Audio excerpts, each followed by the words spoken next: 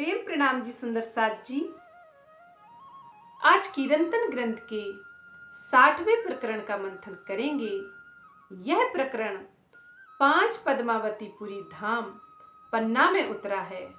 इस प्रकरण में महामती श्री प्राणनाथ जी ने कलयुग अर्थात दज्जाल की शक्ति का वर्णन किया है, उसके प्रपंचों को और मायावी खेल को दर्शाया है।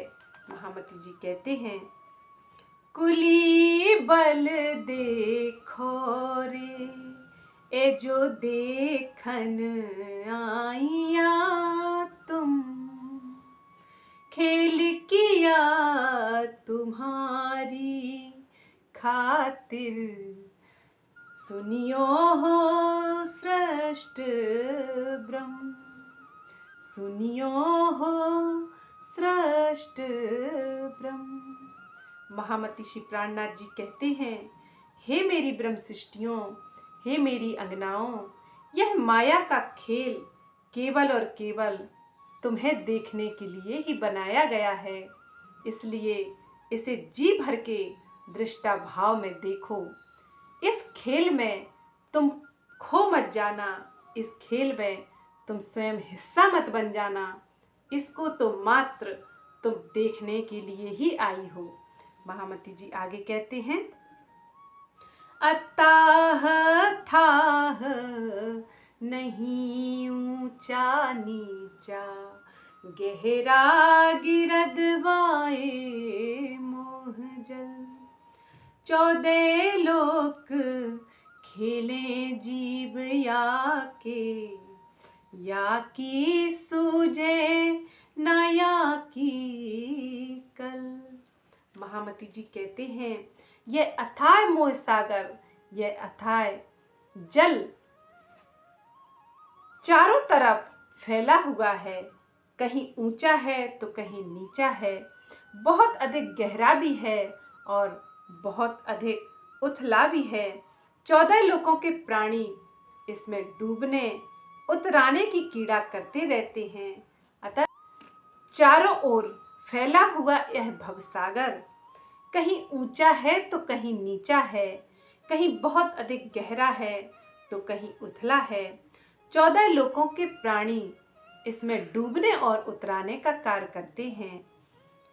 किसी को इससे पार जाने का मार्ग आज तक नहीं मिला। महामती जी कहते हैं कि भवसागर के जल को कहीं ऊंचा और कहीं नीचा कहने का आशय है, बैकुंठ से लेकर स्वर्ग तक के लोकों में सतोगुण की अधिकता है और पृथ्वी पर रजोगुण की अधिकता है, और पृथ्वी के निचले भागों पाताल आदि लोकों में तमोगुण की अधिकता है।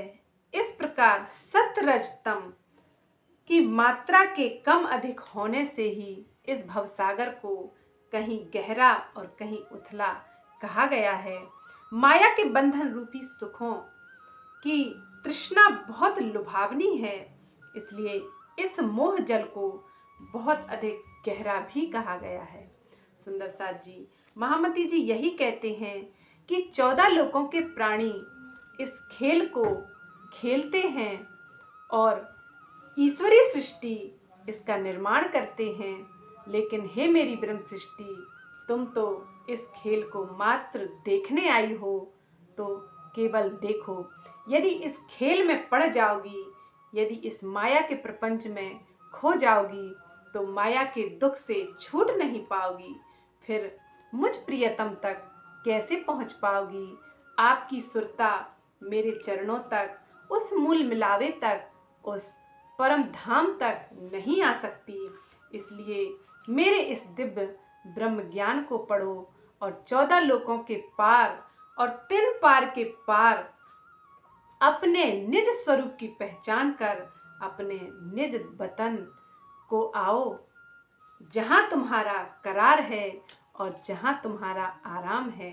महामती जी कहते हैं कि इसमें पढ़ने से, इस माया के प्रपंच में पढ़ने से तुम्हें कुछ हासिल होने वाला नहीं है, क्योंकि इस संसार के, इस ब्रह्मांड के सुख तो जीव सृष्टि को लुभावने लगते हैं, तुम तो इससे कभी तृप्त होगी ही नहीं, क्योंकि तुम मेरी सृष्टि हो, मेरी ब्रह्म सृष्टि। तो केवल अपने धाम धनी और अपने निज स्वरूप की पहचान करके उस मूल मिलावे में मेरे चरणों में ही आराम पाएगी। आगे कहते हैं, सत्य ढापिया पीट दिवाई, पिया को झूठे लाया नजर। नेह चल राज सुहाग धनी को, सो भुलाए दियो घर, सो भुलाए दियो घर। महामती जी कहते हैं, इस कलयुग में सुंदर साथ से सत्य ज्ञान को छिपा दिया तथा झूठे संसार में फंसा दिया, जिसमें सभी अपने धाम धनी से विमुख हो गए, उन तक उनकी नजर ही नहीं जाती। इस माया में आकर अपने अखंड घर तथा अपने प्राण प्रियतम के प्रेम सुख को भुला दिया। सुंदर साथ जी, यह माया इतनी प्रपंचमयी है, इतनी लुभावनी है कि यहाँ के सुख में हमारा जीव पड़ जाता है। महामती श्री प्राणनाथ जी समझाते हैं कि इस कलयुग की शक्ति इतनी अधिक है कि सभी सुंदर साथ को अपना निज स्वरूप भुला दिया, 25 पक्ष वाला निज धाम भुला दिया और उस अखंड प्रियतम को भी भुला दिया। क्योंकि सुंदर साथ जी, माया को आदेश था कि मेरी ब्रह्म सृष्टियां खेल देखने आ रही हैं, इन्हें अच्छी तरह से भुला देना। और हमारा कौल था कि प्रियतम, माया हमारा एक बार नहीं 100 बार परीक्षा ले ले, फिर भी हम तुम्हें भूलने वाली नहीं हैं। लेकिन माया का कौल माया निभाती चली गई और हम अपना कौल भूलते चले गए। इतनी माया की शक्ति है, इस कलयुग की शक्ति है कि हमें अपना निज स्वरूप, निज धाम और अपने प्रियतम प्राणेश्वर को भी भुला दिया। सुंदर साथ जी, महामती जी आगे कहते हैं, नेह चल घर थे आइया, खेल देखने सत स्वरूप परवान। सो अंकुरी भूले क्यों या में, जाए दई पियू पहचान। महामती जी कहते हैं, परम सत्य के स्वरूप ब्रह्म मुनि इस माया का खेल देखने के लिए आए हैं और परम धाम से आने के कारण यह भी अखंड हैं और ये भी सत्य स्वरूप हैं। धनी के चरणों से उनका अखंड संबंध है, इसलिए जिन्हें ब्रह्मवाणी से अपने प्रियतम की पहचान हो गई है, वे तो इस संसार में कभी भी भूल नहीं सकते। सुंदर साथ जी, महामती जी कहते हैं, जब ब्रह्मवाणी का प्रकाश उनके जीवन में नहीं था, तब तो बेशक वे माया में ही लिप्त थे और धनी को भूले रहे। लेकिन ब्रह्मवाणी का प्रकाश, तारतम्य ज्ञान का प्रकाश मेरे ब्रह्म सृष्टियों के हृदय में जब हो जाता है, तब एक क्षण के लिए भी मेरी ब्रह्म सृष्टि मुझे भूल नहीं सकती और हर पल मेरी मस्ती में ही रहती है और मुझे धाम हृदय में बिठा लेती है और इस दिल को निर्मल करके अर्श दिल बना लेती है। ऐसी मेरी ब्रह्म सृष्टि की महिमा है। महामती जी कहते हैं, रह न सकूं मैं रूहों बिना, रूहें रह न सके मुझ बिन। जब पहचान होवे वाको, सहना बिछोहा खिन, सहना बिछोहा खिन। वे कहते हैं, जब मेरी रूह को मेरी संपूर्ण पहचान हो जाती है तो वह एक पल का बिछोहा अर्थात दूरी, जुदागी मुझसे सहन नहीं कर सकती। यही मेरी ब्रह्म सृष्टि का लक्षण है, यही मेरी असली अंगना है जो मुझे एक पल के लिए भी अपने हृदय से दूर ना करे। महामती जी आगे कहते हैं, बिन बाए चढ़िया बगरूला, सबको देखे बिना आँखें,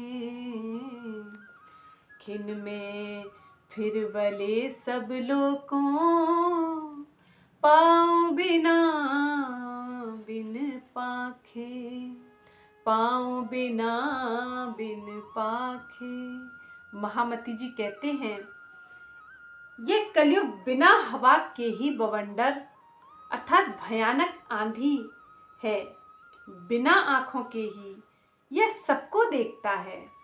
ना तो इसके पैर हैं और ना ही हाथ हैं और ना ही इसके पंख हैं, फिर भी यह एक क्षण में ही सभी लोकों लोकांतरों में घूम आता है। ऐसी इस कलयुग की और इस कलयुग की शक्ति अर्थात माया की विशेषता है। महामती जी यही कहते हैं कि कलयुग रूपी दज्जाल अथा उस अज्ञान को कहा गया है जो प्रत्येक जीव के अंदर समाहित है। जो जीव माया के वशीभूत है वह तो कलयुग के वशीभूत है और उस कलयुग की प्रपंच से, शक्ति से, द्वैतमयी दुनिया से वह कभी निकल नहीं सकता। सुंदरसाज जी, महामती जी यही कहते हैं कि इस शक्ति के हृदय में प्रवेश कर जाने पर आत्मा स्वयं के निज स्वरूप को, निज धाम को, निज स्वामी को भूली रहती है। यदि तारतम ज्ञान के प्रकाश सबके हृदय में आ जाए, सभी इस इल्मे लदुन्नी से उस धाम स्वरूप और लीला को जाने, तो यह कलयुग की शक्ति वहाँ ठहर नहीं सकती, क्योंकि शूर और अंधकार एक स्थान पर नहीं रह सकता। महामती जी यही कहते हैं कि यह राक्षस, यह बिना हाथ पैरों वाला, बिना नेत्रों वाला, यह कलयुग ऐसे ही मनुष्यों को पाप में डुबोता है और अपनी शक्ति से मनमानी कर्म कराता है और दुख पहुंचाता है। आत्मा को दुख तो इस कलयुग में पड़ने से, माया की प्यास से बना ही रहता है और माया की प्यास वित्तेष्णा, दारेष्णा और लोकेष्णा तीनों प्रकार की प्यास है। इससे मनुष्य तो क्या, देवी देवता भी नहीं छूट पाए और इन तृष्णाओं का जो परित्याग नहीं कर पाता है वे तो माया में हमेशा ही पड़े रहते हैं। भले ही वह कितना पुण्य करते हों, पूजा पाठ करते हों, ज्ञानी हों, वेदों को पढ़ने वाले हों, लेकिन जिसके जीवन से तृष्णाएं समाप्त नहीं हुई, वे अपने जीवन से संतुष्ट नहीं हैं, तो समझो वे माया से अभी निकले नहीं हैं। वे माया के जीव हैं और वे उन्हीं के अनुसार कार्य भी करते हैं।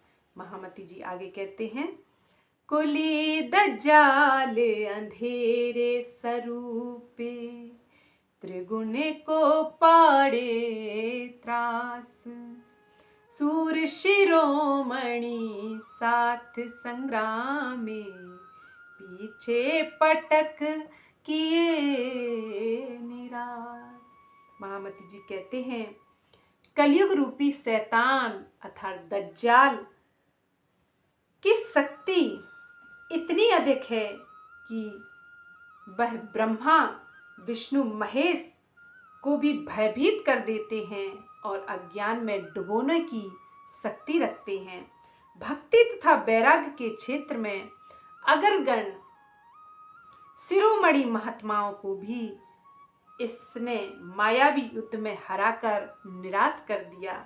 सुंदरसाज जी, महामती जी यही समझाते हैं कि हद के ज्ञान से, क्षर के स्वामी को पूजने से, क्षर के देवी देवताओं को पूजने से आप इस कलयुग की शक्ति को परास्त नहीं कर सकते, क्योंकि इस शक्ति के वशीभूत तो वे ब्रह्मा विष्णु महेश भी हैं, जो सृष्टि के स्वामी हैं, सृष्टि के भगवान हैं, क्योंकि आदि नारायण के मन के स्वरूप यह ब्रह्मा विष्णु महेश सत रज और तम तीनों गुणों के प्रतीक हैं। फिर भला वे आपको उस धाम का दर्शन कैसे करा सकते हैं? ब्रह्मा विष्णु महेश से तात्पर्य है सुंदर साथ जी, त्रिगुण से सत रज तम तीनों गुणों की प्रधानता वाले यह ब्रह्मा विष्णु महेश उस धाम तक नहीं जा सकते, और वे स्वयं वहां नहीं गए तो आपको भला कैसे ले जा सकते हैं? क्योंकि उनका कार्य क्षेत्र तो यह हद का ब्रह्मांड है, यह क्षर का ब्रह्मांड है। वे भला आपको उस निराकार के पार और तीन पार के स्वामी का दर्शन कैसे करा सकते हैं? लीला स्वरूप और धाम के विषय में उन्हें कुछ भी नहीं पता, क्योंकि बिना तारतम ज्ञान के, बिना इस इल्मे लदुन्नी के उस धाम में आत्मदृष्टि जा ही नहीं सकती, और बिना आत्मदृष्टि के जाए उसे कोई भी अनुभव भी नहीं कर सकता। सुंदर साथ जी महामती जी यही समझाते हैं कि यह त्रिगुण ब्रह्मा विष्णु महेश क्रमशः सृजन, संचालन और विध्वंस की लीला करते हैं। उनका कार्य क्षेत्र यह हद का ब्रह्मांड ही है, और यहाँ कलयुग से तात्पर्य है उस मोह सागर से जिसे कोई भी आज तक पार नहीं कर सका। कोई भी का अर्थ है सुंदर साथ जी, ब्रह्मा विष्णु महेश भी उसे पार नहीं कर सके, और सृष्टिकर्ता आदि नारायण भी जब इसके बंधन में हैं, अर्थात यह अव्याकृत ब्रह्म के स्वाप्निक स्वरूप का रूप आदि नारायण हैं, वे भी इस स्वप्न के संसार में स्वाप्निक दृष्टि रखते हैं, तो भला वे उस जागृत बुद्धि को, उस जागृत सत्य अखंड कहलाने वाले उस धाम में प्रवेश कैसे कर सकते हैं? भले ही वह कितने भी बड़े देवता हों, ईश्वर हों, लेकिन बिना इल्मे लदुन्नी के, बिना तारतम ज्ञान के उस धाम में किसी का भी प्रवेश नहीं है। ब्रह्मा विष्णु तथा शिव का इससे भयभीत रहना स्वाभाविक ही है, क्योंकि महानारायण उपनिषद अध्याय 8 में कहा गया है कि उनके रोम रोम में 14 लोक सहित असंख्यों ब्रह्मांड ब्रह्मा विष्णु तथा शिव स्थित हैं। जब सृष्टिकर्ता आदि नारायण भी इस कलयुग रूपी दज्जाल के बस में हैं, वे भी इसकी माया के प्रपंच से नहीं छूट पाए, तो उनके अंश अर्थात आदि नारायण के मन स्वरूप ब्रह्मा विष्णु महेश भला कैसे छूट सकते हैं? महामती जी आगे कहते हैं, मोहे फांस बंध दिए दुनी को, सब अंगों बस आने, राज करे सिर सवन के, चलाबत ज्यों जित जाने, चलाबत ज्यों जित जाने। महामती जी कहते हैं, इस कलयुग ने सभी प्राणियों को मोह रूपी फांसी के बंधन में डाल रखा है और सबके दिलों को अपने अधीन भी कर लिया है। इस प्रकार वह सभी जीवों के ऊपर शासन करता है, जैसे चाहता है वैसे ही वह नचाता है। अतः सुंदर साथ जी महामती जी कहते हैं कि बिना तारतम ज्ञान के सभी के ऊपर इस कलयुग की शक्ति का ही पसारा है। इसका इस तरह से बोलबाला सबके हृदय में है कि यह जैसा चाहता है वैसा सभी प्राणियों को अपने इशारों पर नचाता रहता है। और कलयुग का प्रथम कार्य तो यही है कि उस पूर्ण ब्रह्म परमात्मा से सबकी नजरों को विमुख कर देना, उस तक पहुंचने ही नहीं देना।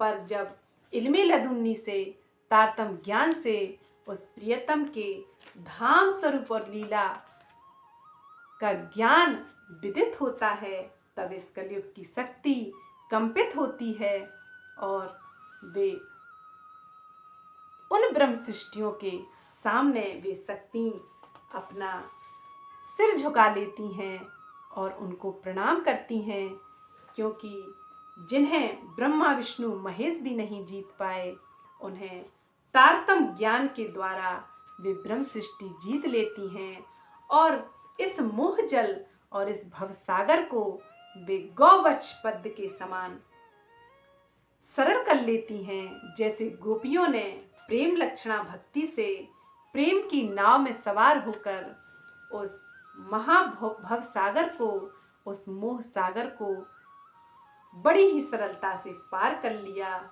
और अपने धाम में जागृत हुई। महामती जी आगे कहते हैं, प्रथम मूल से बुद्ध फिराई, अहमेव दियो अंधेर, या विधि इंद्र रचो त्रिलोकी, मूल थे दियो मन फेर, मूल थे दियो मन फेर। महामती जी कहते हैं, सृष्टि के प्रारंभ से ही इस कलयुग रूपी अज्ञान ने बुद्धि के चिंतन को माया के सुखों के भोग की ओर मोड़ दिया।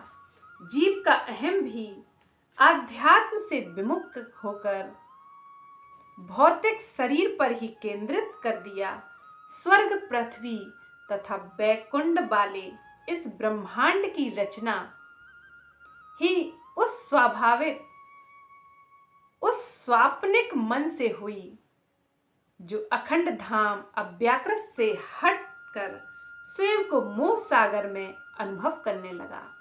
सुंदर साथ जी, महामती जी यही समझाते हैं कि उस अव्याकृत के मन ने स्वयं को आदि नारायण के रूप में देखा और उस मोह सागर, उस मोह जल में पड़ा हुआ स्वयं को देखा और वे स्वाप्निक संसार की रचना करने में लग गए। और उनके द्वारा ही आदि नारायण का स्वरूप जब प्रकट होता है, तो आदि नारायण के मन के स्वरूप ये ब्रह्मा विष्णु महेश अतः त्रिगुण भी उत्पन्न हो जाते हैं और वे भी स्वप्न का ही खेल रात दिन खेलते हैं।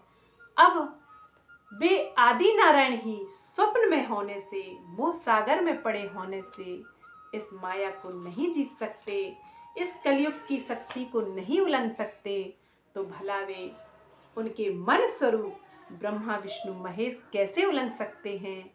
और जब ब्रह्मा विष्णु महेश भी नहीं उलंघ सकते, तो उनकी पूजा करने वाले मनुष्य, देवी देवता इस माया को कैसे उलंघ सकते हैं। अतः इस माया को उलंघने का, इससे पार जाने का एकमात्र उपाय यह इल्मे लदुन्नी, यह कुलजम स्वरूप, यह तारतम वाणी, यह स्वसंवेद की वाणी उस धाम का दर्शन कराने वाली है और उस धाम में सुरता को लगाने वाली है। और कोई भी ज्ञान यहाँ टिक नहीं सकता, क्योंकि यह मार्फत का ज्ञान है जो महामती श्री प्राणनाथ जी स्वरूप, वह आखरुल जमा इमाम मेहंदी इस 28वें कलयुग में अपनी सृष्टियों को जगाने के उद्देश्य से इस नश्वर संसार में लाए। यह एक अनहोनी है, ना तो यह ज्ञान कभी आया था और ना इस ब्रह्मांड में कभी आएगा। इसलिए यह सुनहरा अवसर है जागृत होने का, क्योंकि मनुष्य तन के साथ साथ हमें यह ब्रह्म ज्ञान को समझने की और उस ब्रह्म तक पहुंचने की अनमोल निधियां एक साथ मिल गई हैं। मनुष्य अतः इस समय हमें वे निधियां एक साथ मिल गईं।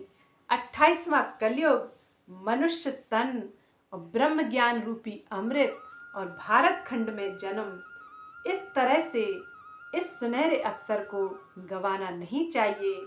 महामती जी कहते हैं कि सुनियो दुनिया आखिरी, भाग बड़े हैं तुम, जो कभू कानों ना सुनी, सो करो दीदार खसम।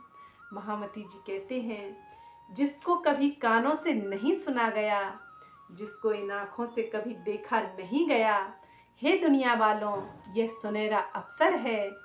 इस अवसर का लाभ लो और उस प्रियतम प्राणेश्वर का साक्षात्कार करो और उनके धाम स्वरूप लीला के विषय में संपूर्ण ज्ञान, मार्फत का ज्ञान ग्रहण करो, क्योंकि यह ज्ञान के सूर, मार्फत के शूर महामती सी प्राणनाथ जी यह इल्मे लदुन्नी रूपी, ब्रह्म ज्ञान रूपी यह सूर हम सभी के लिए लेकर आए हैं। महामती जी आगे कहते हैं, उदयो लोभ बिखे रस विखिया, सेनापति शैतान, दसों दिस आग लगाई दुनिया, सुध बुध खोई मां, सुध बुध खोई मां।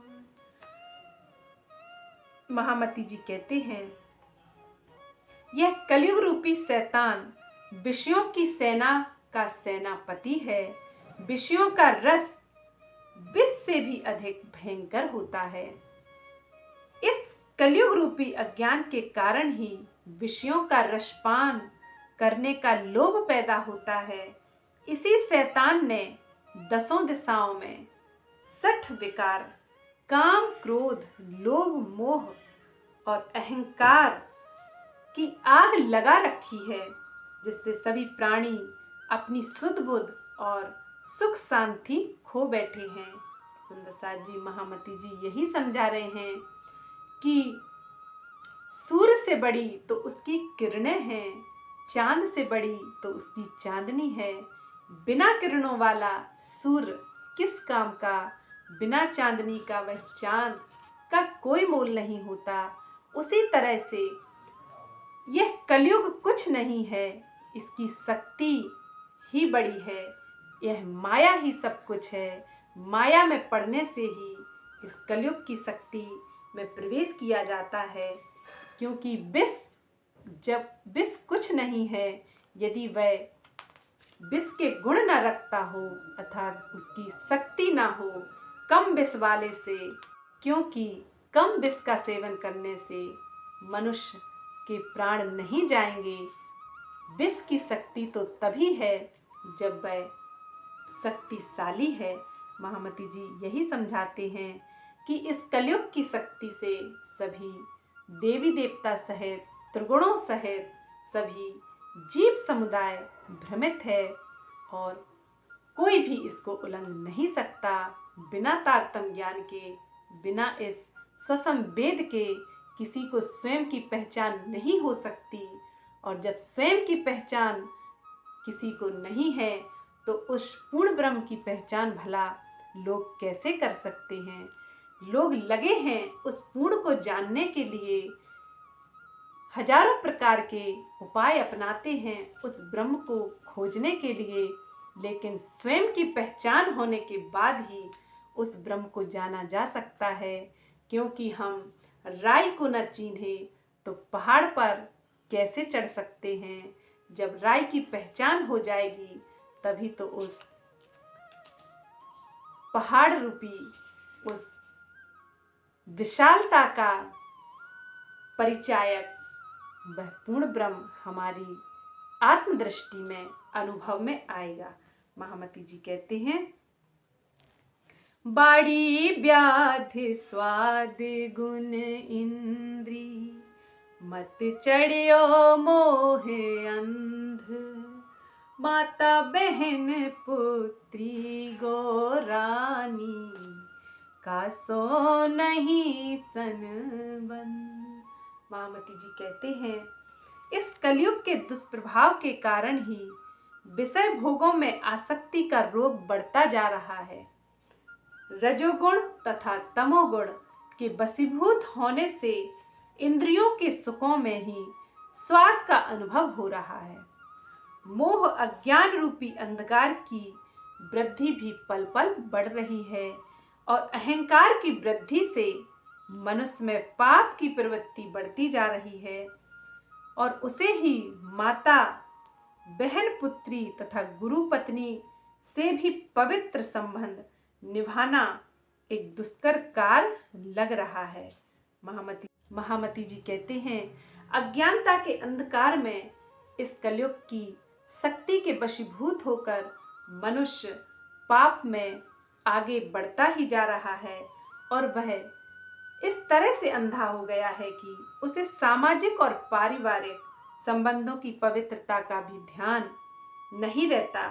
वर्तमान समय में आपने देखा होगा, आपने समाचार पत्रों में देखा ही होगा कि कैसे मनुष्य अपने संबंधों को दुष्प्रभावित कर रहे हैं, कलंकित कर रहे हैं।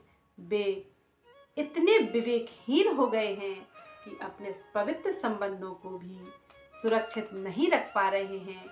यह एक मात्र कलयुग की माया की उस शैतान रूपी दज्जाल की शक्ति के कारण हो रहा है, क्योंकि मनुष्य केवल और केवल अपने शरीर को पुष्ट करने में लगा हुआ है।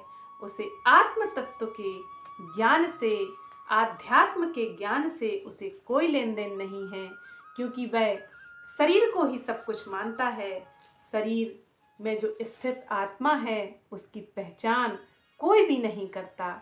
इसीलिए तो इस तरह के अपराध समाज में बढ़ते जा रहे हैं। मनुष्य शरीर का भोजन कराते हैं और आत्मा का भोजन जो ज्ञान है उससे दूर रहते हैं। इस कलयुग रूपी शैतान अर्थात दज्जाल की शक्ति प्रत्येक जीव पर हावी है, इसलिए वे जो समाज की व्यवस्थाएं हैं उनको भी नहीं समझते और अपने रिश्तों को भी पवित्र नहीं रख पाते। इस तरह से मानस पटल पर यह कलयुग की शक्ति सभी जीवों पर छाई है। सुंदर साथ जी, महामती जी ने इस तरह से कलयुग का वर्णन किया है और वास्तव में यह उनकी भविष्यवाणी पूरी की पूरी 100% सिद्ध हो रही हैं, जो उन्होंने इस कुलजम स्वरूप वाणी के माध्यम से सभी को विदित करवाई हैं। सुंदर साथ जी, 60वां प्रकरण थोड़ा बड़ा है, कुछ चौपाइयाँ शेष रह गई हैं, इसका मंथन हम कल करेंगे। बोलिए प्राणनाथ प्यारे की जय। प्रेम प्रणाम जी सुंदर साथ जी।